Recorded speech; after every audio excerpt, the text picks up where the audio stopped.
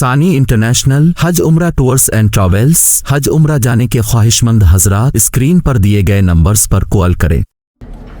بسم اللہ الرحمن الرحیم۔ الحمدللہ، ہم جس مقام پر کھڑے ہوئے ہیں، یہ سامنے جو پوری مسجد نظر آ رہی ہے، دیکھیے یہ مسجد عبداللہ ابن عباس رضی اللہ تعالیٰ عنہ ہے۔ یہ طائف کی بلکہ پورے سعود کی بڑی مسجدوں میں اس کا شمار ہوتا ہے۔ جو بڑی مسجد ہے، مسجد نبوی ہے اور مسجد عبداللہ ابن عباس ہے، تو یہ مسجد عبداللہ ابن عباس طائف کی عظیم بڑی مسجد شمار ہوتی ہے۔ عبداللہ ابن عباس اللہ کے نبی صلی اللہ علیہ وسلم کے چچیرے بھائی ہیں۔ حضرت عباس کے بیٹے آپ صلی اللہ علیہ وسلم کے چچیرے بھائی، اور حضرت میمونہ رضی اللہ تعالی عنہا جو اللہ کے نبی صلی اللہ علیہ وسلم کی زوجہ مطہرہ ہے، ان کے بھانجے ہیں۔ حضرت عبداللہ ابن عباس رضی اللہ تعالیٰ عنہ یہ وہ صحابی ہے کہ پوری زندگی انہوں نے اللہ کے نبی صلی اللہ علیہ وسلم کی خدمت کی ہے۔ تہجد میں اٹھانے کی ذمہ داری، وضو کرانے کی ذمہ داری حضرت عبداللہ ابن عباس رضی اللہ تعالیٰ عنہ پر تھی۔ بخاری شریف میں کتاب التہجد میں اللہ کے نبی صلی اللہ علیہ وسلم ایک رات ایک شب اٹھے، آپ نے وضو کا پیالہ پیش کیا۔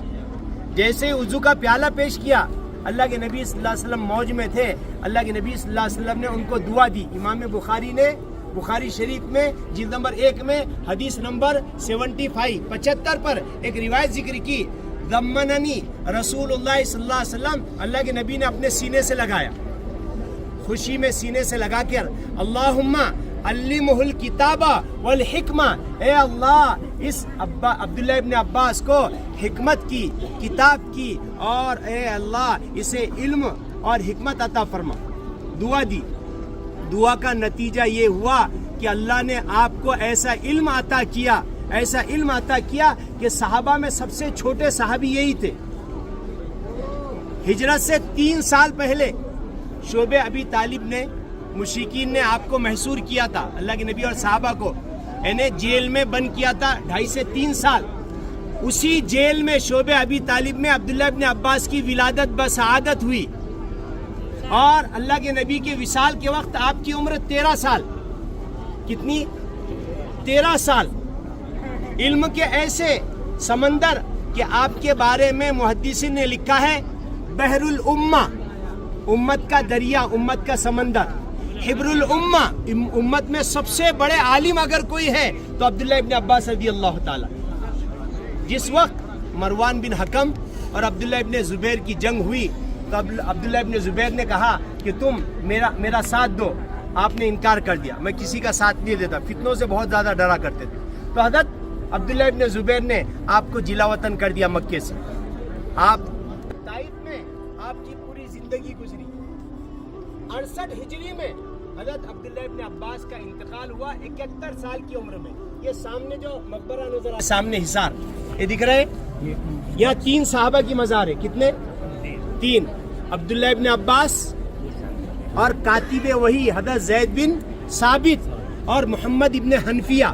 انتقال جب ہوا سنہ 68 ہجری میں تو محمد ابن حنفیہ نے آپ کی نماز جنازہ پڑھائی۔ کس نے پڑھائی؟ آپ اتنا روتے تھے، رونے کی وجہ سے آپ کی آنکھوں کے سامنے بالکل دھاریاں پڑ گئی تھی، اور رونے کی وجہ سے آپ نابینا بھی ہو گئے تھے، اخیر عمر میں آپ نابینا ہو گئے تھے۔ اور یہ جو سامنے نظر آ رہا ہے، دیکھیے، یہ بعضوں نے کہا اور بعضوں نے کہا اس کے پیچھے 12 صحابہ کی مزار ہے۔ اللہ کے نبی صلی اللہ علیہ وسلم طائف میں 2 بار آئے۔ کتنی مرتبہ آئے؟ 2 بار۔ ایک جب 10 نبوی میں اللہ کے نبی صلی اللہ علیہ وسلم کے چچا حضرت ابو طالب اور خدیجہ کبریٰ کا انتقال ہوا تو آپ زید بن حارثہ کے ساتھ پہلا سفر دعوت و تبلیغ کا طائف میں۔ دوسرا سفر آپ ابن حجر کی تلخیص اٹھا کر دیکھیے، ابن حجر کی دوسری کتاب کہ نسب رسول اللہ صلی اللہ علیہ وسلم المنجنیق من اہل طائف، سب سے پہلی جو جنگ ہوئی طائف والوں میں سنہ 8 ہجری میں طائف کی جنگ ہوئی، تو اس طائف کی جنگ میں اللہ کے نبی نے سب سے پہلے منجنیق جو ہوتی، منجنیق دیکھے وہ جو کیا ہے، بڑے بڑے پتھر یا آنکھ کے گولے ٹیلے پر پھینکتے تھے، اسی طائف کی جنگ میں 12 صحابہ کا وصال ہوا، شہید ہوئے، تو ان کی قبریں بعضوں نے کہا یہاں، بعضوں نے کہا اس کے پیچھے 12 صحابہ کی مزار. تو یہ پوری بڑی مسجد ہے عبداللہ ابن عباس کی، یہ آپ دیکھ سکتے ہیں. یہ تمام چیزیں انشاءاللہ اللہ سے دعا ہے اللہ تبارک تعالیٰ عمل کی توفیق عطا فرمائے. یہاں ہمیں 2 رکعت تحیۃ الوضو تحیۃ المسجد پڑھنا ہے اور 2 رکعت نفل شکرانہ پڑھنا ہے. عورتوں کا یہاں ہے، مردوں کا یہاں ہے. آپ جائیے اور جا کر انشاءاللہ ہمارے ساتھ مولانا رمیز صاحب بھی ہے ماشاءاللہ، اور یہ پورے کیا ہے اللہ حاضری کو